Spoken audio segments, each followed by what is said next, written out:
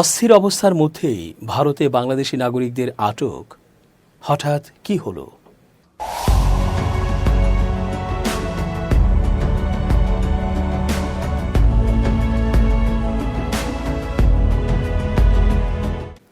আসসালামু আলাইকুম প্রিয় দর্শক, আমন্ত্রণ আজকের আলোচনায়।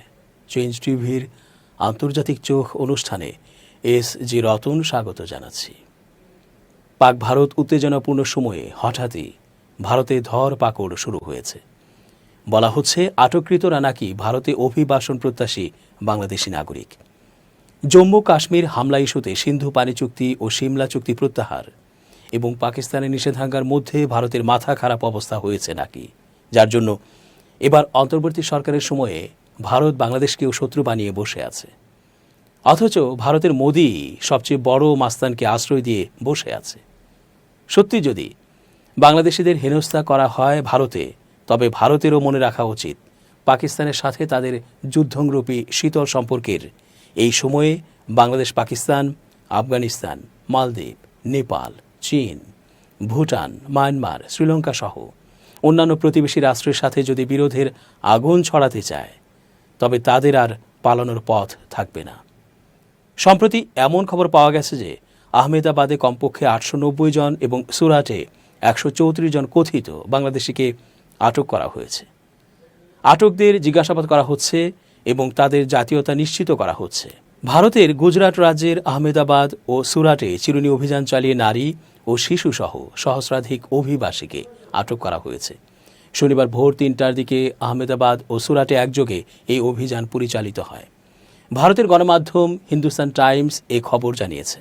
আটকরা বাংলাদেশি নাগরিক বলে প্রতিবেদনে দাবি করা হয়েছে। তবে গুজরাট পুলিশের মহাপরিচালক জানিয়েছেন, আটকদের জিজ্ঞাসাবাদ করে তাদের জাতীয়তা নিশ্চিত করা হচ্ছে।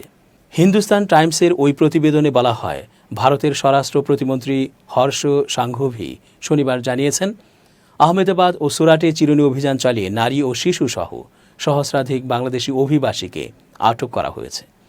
এখন তাদের দেশে পাঠানোর প্রস্তুতি চলছে। সাংঘভির দাবি, আহমেদাবাদে কমপক্ষে 890 জন এবং সুরাটে 134 জন বাংলাদেশিকে আটক করা হয়েছে। এটি গুজরাট পুলিশের ইতিহাসে সর্ববৃহৎ অভিযান। তিনি সতর্ক করে বলেন, গুজরাটে বসবাসকারী অভিবাসীরা যেন স্বেচ্ছায় পুলিশের কাছে আত্মসমর্পণ করে, অন্যথায় তাদের গ্রেপ্তার করে দেশে পাঠানো হবে। পাশাপাশি অভিবাসীদের আশ্রয়দাতাদের বিরুদ্ধেও আইনি ব্যবস্থা নেওয়ার হুঁশিয়ারি দেন তিনি। সাংঘভি বলেন, বাংলাদেশি অভিবাসীদের গ্রেপ্তারে এক ঐতিহাসিক সাফল্য অর্জিত হয়েছে। আহমেদাবাদ পুলিশ 890 জন এবং সুরাট পুলিশ 134 জন অবৈধ অভিবাসীকে গ্রেপ্তার করেছে। গুজরাটে অভিবাসীদের বিরুদ্ধে এটাই এখন পর্যন্ত সবচেয়ে বড় অভিযান। ভিডিও কনফারেন্সের মাধ্যমে ঊর্ধ্বতন পুলিশ কর্মকর্তাদের সাথে এক বৈঠকের পর সুরাটে সাংবাদিকদের তিনি এসব কথা জানান। তিনি আরও বলেন, আটক ব্যক্তিরা গুজরাটে প্রবেশের আগে পশ্চিমবঙ্গ থেকে প্রাপ্ত জাল নথি ব্যবহার করে ভারতের বিভিন্ন স্থানে অবস্থান করেছিল। তিনি আরও বলেন, তাদের ফেরত পাঠানোর জন্য প্রয়োজনীয় সকল প্রক্রিয়া দ্রুত সম্পন্ন করা হচ্ছে। সাংঘভি জানান, গুজরাটে প্রবেশের জন্য ব্যবহৃত জাল নথিগুলো তদন্তের আওতায় আনা হয়েছে। এই নথি প্রস্তুতকারকদের বিরুদ্ধেও ব্যবস্থা নেওয়া হবে।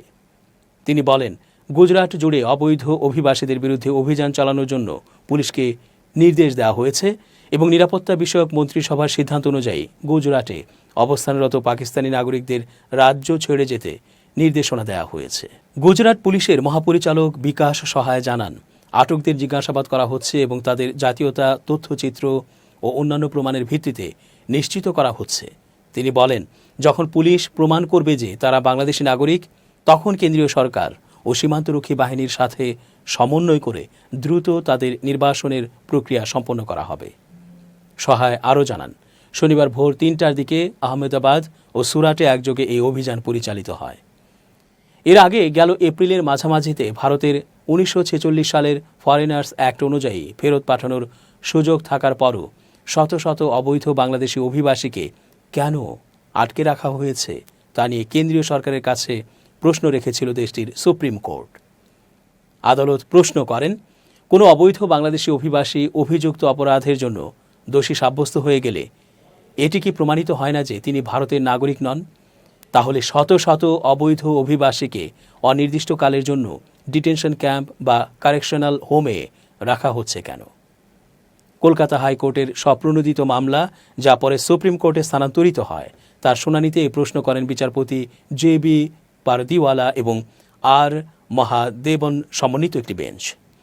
আদালত বলেন, কেন্দ্রীয় সরকারের নীতিমালায় বলা আছে যে কোনো অবৈধ বাংলাদেশি অভিবাসীকে চিহ্নিত হওয়ার ৩০ দিনের মধ্যে দেশে ফেরত পাঠাতে হবে। কেন্দ্রীয় সরকার কেন নিজেদের নীতিমালা মেনে চলছে না বলে প্রশ্ন তোলেন সুপ্রিম কোর্ট। ২০০৯ সালের ২৫ নভেম্বর কেন্দ্রীয় সরকারের জারি করা পরিপত্রের ধারা ২V উল্লেখ করে সুপ্রিম কোর্ট বলেন, এই ধারায় স্পষ্টভাবে বলা আছে দেশ থেকে বহিষ্কার, ডিপোর্টেশন, যাচাই, ভেরিফিকেশন ইত্যাদি প্রক্রিয়া ৩০ দিনের মধ্যে সম্পন্ন করতে হবে। এই ধারা কঠোরভাবে অনুসরণ না করার কারণ জানতে চান আদালত। সুপ্রিম কোর্ট বলেন, এই মামলা শীর্ষ আদালতে স্থানান্তরিত হওয়ার পর প্রায় ১২ বছর পেরিয়ে গেছে, কিন্তু এখন পর্যন্ত কোনো উল্লেখযোগ্য অগ্রগতি হয়নি। যখন তারা প্রথমেই মামলা শুনানি শুরু করেন, তখন প্রায় ৮৫০ জন বাংলাদেশি অভিবাসী সংশোধনাগারে আটক ছিলেন। বর্তমানে কতজন আটক আছেন তা কেন্দ্রীয় সরকারের কাছে জানতে চান আদালত প্রশ্ন করেন, ফরেনার্স অ্যাক্টের অধীনে দোষী সাব্যস্ত হয়ে বিভিন্ন ডিটেনশন ক্যাম্প বা সংশোধনাগারে বর্তমানে কতজন অবৈধ অভিবাসী রয়েছেন যারা সম্পূর্ণ সাজা ভোগ করেছেন, আর সাজা ভোগ করলেও অনির্দিষ্ট কাল ধরে সংশোধনাগারে আটকে রাখা হচ্ছে কেন জানতে চান আদালত। শীর্ষ আদালত আরও বলেন, যদি একজন অবৈধ বাংলাদেশি অভিবাসী ফরেনার্স অ্যাক্ট ১৯৪৬-এর ধারা ১৪A(b) অনুযায়ী ধরা পড়েন এবং আদালত তাকে নির্দিষ্ট মেয়াদের কারাদণ্ড দেন, তাহলে সাজা শেষ হওয়ার পর তাকে অবিলম্বে দেশে ফেরত পাঠানো উচিত। আদালত পররাষ্ট্র মন্ত্রণালয়ের ভূমিকা নিয়েও প্রশ্ন তোলেন। আদালত বলেন, একজন অবৈধ অভিবাসীকে আদালত দোষী সাব্যস্ত করার পরও তার জাতীয়তা পুনরায় যাচাইয়ের প্রয়োজন কি? মামলাটি পশ্চিমবঙ্গের সঙ্গে সম্পর্কিত হওয়ায় এসব মামলায় তাদের ভূমিকা নিয়েও প্রশ্ন তোলেন সুপ্রিম কোর্ট।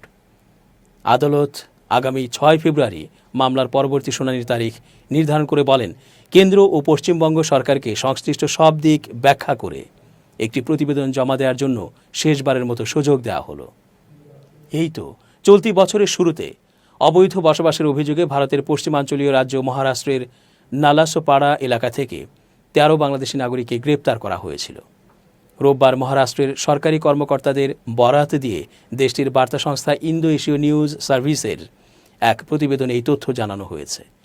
এতে বলা হয়েছে, অবৈধ বসবাসকারী অভিবাসীদের ধরতে মহারাষ্ট্রের পালঘর জেলার ঘাটকোপার শহরের আশপাশের এলাকায় শনিবার বিশেষ অভিযান চালিয়েছে মুম্বাই পুলিশ। এ সময় অবৈধ বসবাসের অভিযোগে ১৩ বাংলাদেশিকে গ্রেপ্তার করা হয়েছে। মহারাষ্ট্র পুলিশের কর্মকর্তারা বলেছেন, গ্রেপ্তারকৃত বাংলাদেশি নাগরিকরা বৈধ নথিপত্র ছাড়াই ভারতে প্রবেশ এবং অবস্থান করছেন বলে প্রাথমিক জিজ্ঞাসাবাদে জানা গেছে। গ্রেপ্তারকৃতদের ফেরত পাঠানোর প্রক্রিয়া শুরু করার জন্য ফরেনার্স রিলিজিওনাল রেজিস্ট্রেশন অফিসে অর্থাৎ FRRO এর অফিসে পাঠানো হয়েছে। স্থানীয় কর্তৃপক্ষ ভারতের ফরেনার্স আইন মেনে চলার প্রয়োজনীয়তার উপর জোর দিয়েছে এবং দেশটিতে অবস্থানরত বিদেশি নাগরিকদের ওপর নজরদারি চালানোর সিদ্ধান্ত নিয়েছে। মুম্বাই পুলিশ পালঘর জেলায় অবৈধ অভিবাসীদের শনাক্ত ও তাদের বিরুদ্ধে ব্যবস্থা নেওয়ার প্রচেষ্টা জোরদার করেছে। অভিযানে ৬ নারীসহ ১৩ বাংলাদেশি নাগরিককে গ্রেপ্তার করা হয়। পুলিশ বলছে, তদন্তে ওই বাংলাদেশিরা জাল নথি ব্যবহার করেছিলেন বলে প্রমাণ পাওয়া গেছে। এ সময় তাদের কাছ থেকে ভুয়া আধার কার্ড জব্দ করা হয়। এর আগে সে সময় গত ১ শুক্রবারে স্থানীয় পুলিশের সহযোগিতায় মহারাষ্ট্র পুলিশের সন্ত্রাসবিরোধী স্কোয়াড ATS থানে নভি মুম্বাই এবং সোলাপুরে একাধিক অভিযান পরিচালনা করে। মহারাষ্ট্রে অবৈধভাবে বসবাসকারী বাংলাদেশি নাগরিকদের লক্ষ্য করে এই অভিযান চালানো হয় বলে পুলিশের কর্মকর্তারা জানিয়েছিলেন। গ্রেপ্তারকৃত বাংলাদেশিদের বিরুদ্ধে ভারতের ফরেনার্স অ্যাক্ট ১৯৪৬, পাসপোর্ট ভারতে প্রবেশ আইন ১৯৫০ এবং পাসপোর্ট আইন ১৯৬৭ এর আওতায় ৩টি মামলা দায়ের করা হয়েছিল। সেই সপ্তাহে একই ধরনের অভিযান চালিয়ে মুম্বাই থানে নভি মুম্বাই এবং নাসিক থেকে ১৭ বাংলাদেশি নাগরিককে গ্রেপ্তার করে মুম্বাই পুলিশ। পরে এই বাংলাদেশিদের বিরুদ্ধেও ভারতের বিভিন্ন আইনে ৭টি মামলা দায়ের করা হয়। সাম্প্রতিক জম্মু কাশ্মীরে হামলার ঘটনায় পাকিস্তানের সাথে উত্তেজনার এই সময়ে বাংলাদেশের সাথেও আরও এক ধাপ এগিয়ে গায়ে পড়ে সম্পর্ক চরমতম শীতল করতে মরিয়া কিনা মোদি, তাই এখন প্রশ্ন সবার মনে। দর্শক, আজ এ পর্যন্তই। শুভ কামনা। changeTV.press, এক ফোঁটা হলুদও নেই।